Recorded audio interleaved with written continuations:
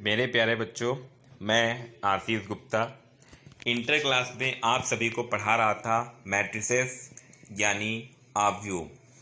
पिछले 3 लेक्चर हो चुके हैं जिसमें हम लोगों ने सीखा मैट्रिक्स किसे कहते हैं, मैट्रिक्स का ऑर्डर यानी क्रम क्या होता है, अगर 2 मैट्रिक्स इक्वल हैं तो क्या कंडीशन होती है, मैट्रिक्स को बनाना और बाकी इससे संबंधित बहुत सारे क्वेश्चन जो हैं वो हम लोगों ने सॉल्व किए। आज हम लोग पढ़ेंगे मैट्रिक्स को ऐड करना, माइनस करना और मैट्रिक्स में किसी नंबर से मल्टीप्लाई करना। इस तरीके के क्वेश्चनों को आज हम लोग सॉल्व करेंगे। जिन्होंने भी मैट्रिक्स शुरुआत से ना पढ़ी हो वो मैट्रिक्स के मेरे सारे वीडियोस जो 3 डाल चुका हूँ उनको अच्छी तरीके से समझ लें, क्योंकि इंटरमीडिएट के लिए बहुत ही इम्पॉर्टेंट चैप्टर है। 2020 में जो इंटरमीडिएट का मैथ का पेपर हुआ था उसमें कम से कम 20 नंबर की मैट्रिसेस आई थी। 2 क्वेश्चन लॉन्ग में 8-8 नंबर के इसके आए थे और बाकी शॉर्ट में भी क्वेश्चन आए थे। तो बहुत ही इंपॉर्टेंट चैप्टर है और जो अगला चैप्टर पढ़ेंगे डिटर्मिनेंट उससे भी रिलेटेड है। तो अच्छी तरीके से इसको रेगुलर देखें और अच्छी तरीके से इसकी प्रिपरेशन करें। चलिए क्वेश्चन देखते हैं। तो सबसे पहले हम समझ लें कि मैट्रिक्स को ऐड करना और माइनस करना कैसे होता है।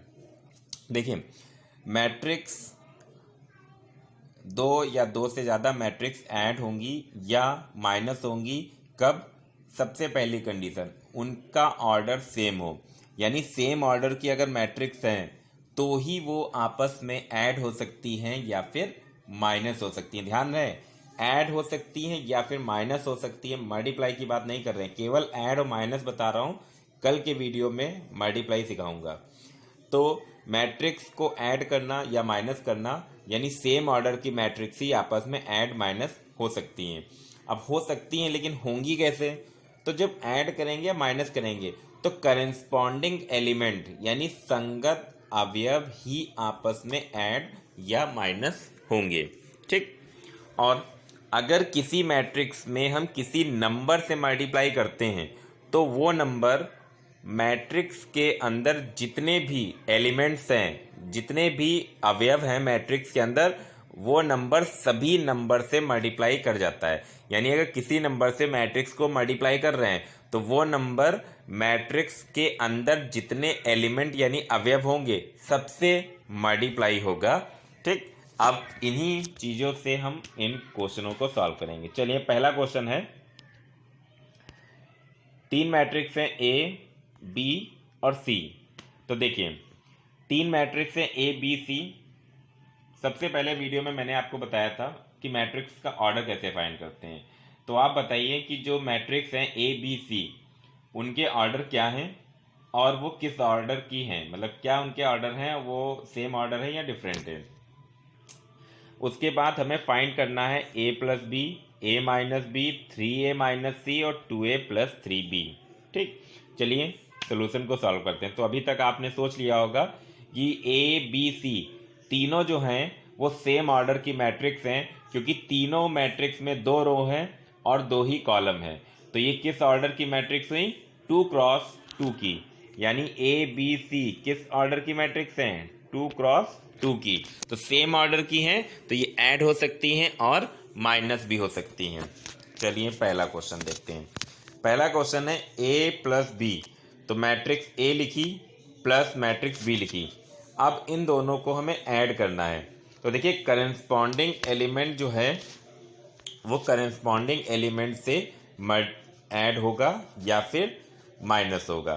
ठीक, तो करेस्पॉन्डिंग एलिमेंट आपको पता ही होंगे, क्योंकि पिछले वीडियो में जो हम लोगों ने क्वेश्चन लगाए हैं उसमें जो है वो एक ही बात हो चुकी है। ठीक, चलिए देखते हैं आगे। तो यहाँ पर A प्लस बी, अब करेस्पॉन्डिंग एलिमेंट से मल्टीप्लाई करेंगे और ऐड करेंगे। चलिए देखते हैं। तो यहाँ पे A दिया गया है और B दिया गया है। तो ये देखिए यहाँ एलिमेंट कितना है 2 और यहाँ पर कितना है 1। तो 2 प्लस 1 कितना हो गया? 3 हो गया।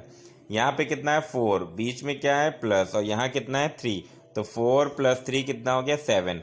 यहाँ कितना है 2, यहाँ प्लस और यहाँ -2, तो 3 - 2 कितना हो गया 1, और यहाँ 2 है प्लस और 5 है, तो 2 + 5 कितना हो गया 7, तो a + b हमारा 3177 हो गया। a - b, तो a और -b, अब देखिए माइनस करना है, बिल्कुल जो आगे साइन है उसको ध्यान रखना है।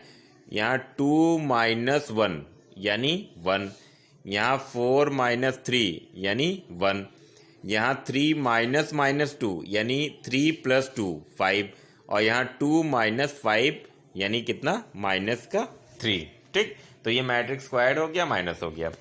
अगला क्वेश्चन है 3a - c, तो 3 और a की वैल्यू -c की वैल्यू। अब देखिए ये जो मैट्रिक्स है इसमें 3 से मल्टीप्लाई होना है, तो अभी मैंने बताया कि किसी भी मैट्रिक्स में अगर किसी नंबर से मल्टीप्लाई करेंगे तो वो सारे एलिमेंट में मल्टीप्लाई हो जाएगी। तो ये जो बाहर 3 है इसकी मल्टीप्लाई जितने भी एलिमेंट अंदर हैं सबसे, 2 से भी, 3 से भी, 4 से भी, 2 से, तो 3 की मल्टीप्लाई इन सभी से हो गई, तो 6 9 12 6 आ गया माइनस ये। ठीक, अब देखिए यहाँ 6 - -2 यानी 6 + 2 8, यहाँ 12 - 5 यानी 7, ये 9 - 3 6, और ये 6 - 4 यानी कितना 2।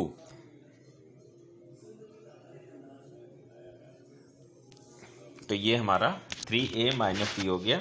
अब इसी तरीके से 2a + 3b, तो 2a की वैल्यू + 3b की वैल्यू, तो ये 2 है तो इस पूरे में 2 से मल्टीप्लाई हो गया, इस पूरे में 3 से मल्टीप्लाई हो गया। यहाँ 4 है, यहाँ +3 तो 7, यहाँ 8 + 9 यानी 17, यहाँ 6 + -6 यानी 6 - 6 0, यहाँ 4 और +15 यानी 19। ठीक, तो ये मैट्रिक्स को ऐड करना और माइनस करना और किसी नंबर से मल्टीप्लाई करना, ध्यान रहे नंबर से मल्टीप्लाई हुआ है, मैट्रिक्स से मल्टीप्लाई नहीं हुई है। इसी तरीके से क्वेश्चन ये सिंप्लीफाई कीजिए, सरल कीजिए। तो देखिए 2 मैट्रिक्स हैं, जैसे वहाँ ए और बी अलग अलग लिखी थी, a + b पूछा था, यहाँ 2 मैट्रिक्स हैं और इन दोनों को ऐड करना है। तो दोनों ही मैट्रिक्स देखिए सेम ऑर्डर की है और इसका ऑर्डर क्या है 3 × 3 का ऑर्डर है। तो सिंपल सा है, करेस्पॉन्डिंग एलिमेंट को जोड़ना घटाना है, तो -1 + 12 यानी 11, 4 + 7 यानी 11, -6 + 6 0, 8 + 8 एक मिनट, ये 8 नहीं है, यहाँ पर 18 होगा, यहाँ पर 18 है। ठीक, तो 8 + 18 26, और 5 + 0 यानी 5, 16 + 5 21, 2 + 3 5, 8 + 2 10, और 5 + 4 9। ठीक, तो ये भी हमारा उसी तरीके का क्वेश्चन था, यानी मैट्रिक्स को ऐड करना। चलिए अगला क्वेश्चन देखते हैं, आज का अंतिम क्वेश्चन है find the value of x and y। जैसे हम लोगों ने पीछे x y z की वैल्यू निकालना सीखा था, क्वेश्चन वैसे ही लगाना है, लेकिन वहाँ पर थोड़ा अलग था, वहाँ सिंपल क्वेश्चन थे, यहाँ थोड़ा सा उसी बेस पे क्वेश्चन है जो चीज़ हम लोग पढ़ रहे हैं, यानी मैट्रिक्स को ऐड भी करना है और मल्टीप्लाई भी किसी नंबर से करना है। देखिए कंपेयर तभी हो पाएगा जब दोनों राइट साइड में एक मैट्रिक्स हो, लेफ्ट साइड में एक मैट्रिक्स हो। देखिए राइट साइड में तो एक मैट्रिक्स है, लेकिन लेफ्ट साइड में एक मैट्रिक्स नहीं है, 2 मैट्रिक्स हैं। तो पहले इन दोनों मैट्रिक्स को जोड़ के एक बनाना है। तो पहले इसमें 2 से मल्टीप्लाई करना है, तो सारे एलिमेंट 2 से मल्टीप्लाई हो गए, और प्लस ये मैट्रिक्स, तो करेस्पॉन्डिंग एलिमेंट क्या हो गए, जुड़ गए। अब देखिए राइट साइड में एक मैट्रिक्स और लेफ्ट साइड में एक मैट्रिक्स, अब कंपेयर करेंगे। तो यहाँ कितना है 2 + y, और यहाँ कितना है 5, तो 2 + y = 5 यानी y की वैल्यू 3। यहाँ कितना है 2x + 2, और यहाँ कितना है 8, तो 2x + 2 = 8 यानी x की वैल्यू कितनी हो गई 3। ठीक, तो उसी तरीके से क्वेश्चन है, बस जो चीज़ नई हम लोगों ने सीखी है उसका भी यूज़ यहाँ पर कर लिया है।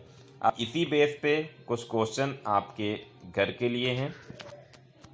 तो ये क्वेश्चन है, जैसे अभी मैंने पहला क्वेश्चन बताया उसके ऐसा फर्स्ट क्वेश्चन, जैसे सेकंड क्वेश्चन बताया सिंप्लीफाई करना, वैसे इसमें भी क्वेश्चन आपको लगाना है। तीसरा जैसे अभी एक्स वाई वाला बताया वैसे यहाँ भी करना है, और चौथा भी वैसे ही है। नीचे सभी के आंसर लिखे हैं, आप लोग इसे लगाइएगा और कोई भी क्वेश्चन किसी भी में दिक्कत हो तो आप संपर्क करिएगा। तो ये मैट्रिक्स को हमारा ऐड करना, माइनस करना और किसी नंबर से मैट्रिक्स में मल्टीप्लाई करना हो गया है। अब कल के लेक्चर में हम लोग पढ़ेंगे दो मैट्रिक्स को आपस में मल्टीप्लाई करना। बहुत ही महत्वपूर्ण है, दो मैट्रिक्स को आपस में मल्टीप्लाई करना हमें सीखना है, क्योंकि जो लॉन्ग के क्वेश्चन आते हैं उसमें बीच में हमें मैट्रिक्स का मल्टीप्लिकेशन भी करना होता है और ये कन्फ्यूज़न भी क्रिएट करता है। बहुत ध्यान से हमें समझना है और अच्छी तरीके से इसे याद रखना है। जब तक हम इसको करते रहेंगे याद रहेगा, जैसे करना छोड़ देंगे भूल जाएंगे। इसलिए उसका हम रिवीजन जो है वो डेली करते रहें, डेली मैट्रिक्स को हम मल्टीप्लाई करते रहें। बहुत से मैंने जब पढ़ा रहा हूँ क्लास में तो बहुत से बच्चों को देखता हूँ कि उनको बेसिक जानकारी जो है वो नहीं है। जैसे अभी मैं उनसे पूछ लूँ कि प्राइम नंबर क्या होते हैं, डिफिनीशन बहुत से बच्चे नहीं बता पाते हैं। प्राइम नंबर सबसे स्मॉलेस्ट कौन सा है, नहीं बता पाते हैं। ठीक, तो बहुत सी बेसिक जानकारी हैं जो मैथ में बच्चे नहीं दे पाते हैं। स्टैंडर्ड में आने के बाद, बताएं 12th स्टैंडर्ड में आ गए, छोटे क्लास की उनको जानकारी नहीं रहती है। और बहुत से ऐसे बच्चे हैं जो फर्स्ट ईयर से ही तैयारी करने लगते हैं आगे प्रतियोगी परीक्षाओं के लिए, कंपटीशन के लिए, और या फिर इंटर में जो बच्चे हैं वो, या जो इंटर पास आउट कर चुके हैं। यानी हमें भविष्य में कंपटीशन में बैठना है जिसमें मैथ और रीजनिंग हमारी मिलती हैं। ठीक, मैथ और रीजनिंग देखिए एक दूसरे से बिल्कुल रिलेटिव हैं। यानी रीजनिंग हमें आसानी से समझ में आ जाएगी अगर हमें मैथ आती है, क्योंकि मैथ हमारा दिमाग चलाती है। यानी दिमाग हमारा चलना शुरू हो जाएगा तो रीजनिंग हम आसानी से लगा लेंगे। तो जल्दी ही जो है वो मैं मैथ और रीजनिंग के कंपटीशन एग्ज़ाम के हिसाब से वीडियोस लेकर आऊँगा। लेकिन इसका मतलब ये नहीं है कि वो कंपटीशन के ही वीडियो हैं, क्योंकि कंपटीशन उस हिसाब से मैं वीडियो आपको नहीं दूंगा, उस हिसाब से नहीं बताऊंगा कि कोई क्वेश्चन है उसकी शॉर्ट ट्रिक बता दी और उसको आपने 2 सेकंड में लगा लिया। ठीक, कंपटीशन के लिए हमको बेसिक जानकारी बहुत ज़रूरी है। मैथ में मैंने खुद ये अनुभव किया है कि मैथ में शॉर्ट ट्रिक वॉर्ट ट्रिक सब बेकार रह जाती हैं अगर हमको बेसिक जानकारी नहीं है। और अगर हमें बेसिक जानकारी है तो शॉर्ट ट्रिक हम खुद ब खुद बना लेंगे। ठीक, क्योंकि मैंने देखा कि कोचिंग में बहुत सा बता दिया जाता है कि ये शॉर्ट ट्रिक वो शॉर्ट ट्रिक, लेकिन इतनी सारी शॉर्ट ट्रिक हम याद कैसे रख पाएंगे। इसलिए हमें बेसिक जानकारी चाहिए और बेसिक जानकारी से ही हम खुद ब खुद शॉर्ट ट्रिक बना सकेंगे। तो मैं बिल्कुल बेसिक जानकारी से स्टार्ट करूँगा कि कंपटीशन वाले भी उसको देख सकते हैं। जो छोटे क्लास में बच्चा पढ़ रहा है 5th में 6th में 8th में वो भी पढ़ सकता है, इंटर में जो पढ़ रहा है वो भी पढ़ सकता है। यानी बिल्कुल बेसिक जानकारी। तो पहला चैप्टर में पढ़ाऊँगा सबसे पहले आपको नंबर सिस्टम, यानी संख्या पद्धति। संख्याएं क्या होती हैं, डिजिट्स कितनी होती हैं, प्लेस वैल्यू कैसे निकालते हैं, रियल वैल्यू क्या होती हैं, टाइप्स ऑफ नंबर्स क्या होते हैं, डिविजिबिलिटी के क्या रूल हैं कि कोई नंबर है वो 3 से डिविजिबल है, 7 से है, 11 से कैसे जानेंगे। इससे बहुत कंपटीशन में पूछा जाता है। ठीक, इसलिए जल्दी ही आपके लिए मैथ और रीजनिंग के वीडियो जो हैं वो आएंगे और सभी लोग उसको देखें, ताकि जो है वो हम कंपटीशन के लिए बेसिक से तैयार हो सके, ना कि शॉर्ट ट्रिक से। Thank you very much.